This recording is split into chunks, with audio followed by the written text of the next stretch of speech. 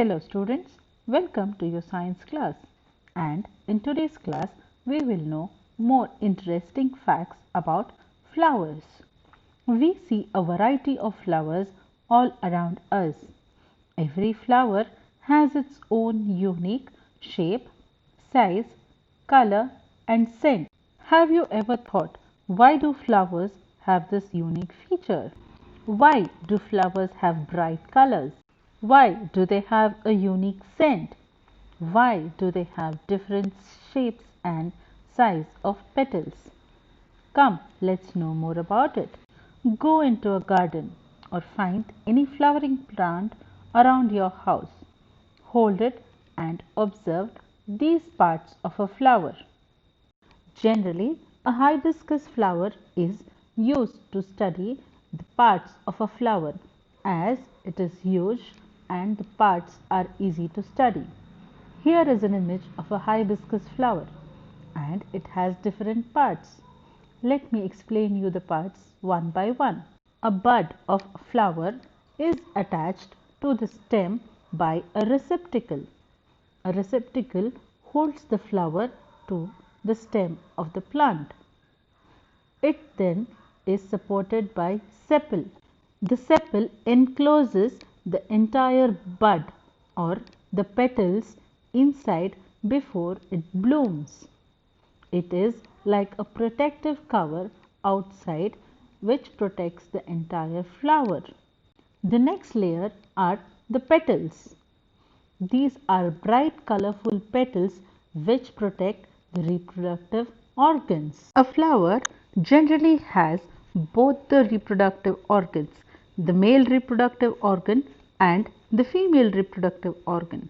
But in case of some flowers, we can find either the male or the female reproductive organ. Let us now know more about the different parts of the male and the female reproductive organ. A flower consists of both male and female reproductive organ. The male reproductive organ consists of anther and filament. These both together form the stamen.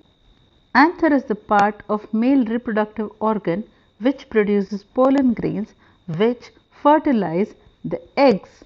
The female reproductive organ consists of stigma, style, the pollen tube, ovary and ovule.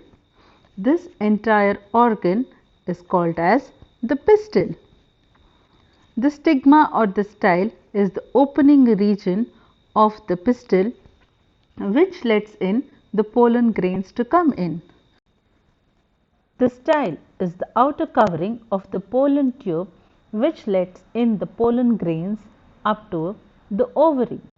The ovary consists of ovule which gets fertilized by the pollens which enters through the stigma and through the pollen tube reaches the ovule and fertilizes these ovules to form the seed. The ovary lies at the base of the flower and it is protected by sepal, petal and the filaments of the anther. These are the main parts of a flower, also called as the male and the female reproductive organ, and their main function is to produce fruit and seed. Every plant has its own shape, size, color and scent of flower. In the same way, the male and the female reproductive organ is of different shape and size in every flower.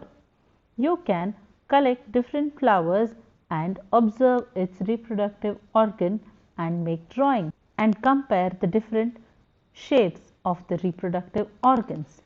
This was all about the parts of a flower. Thank you.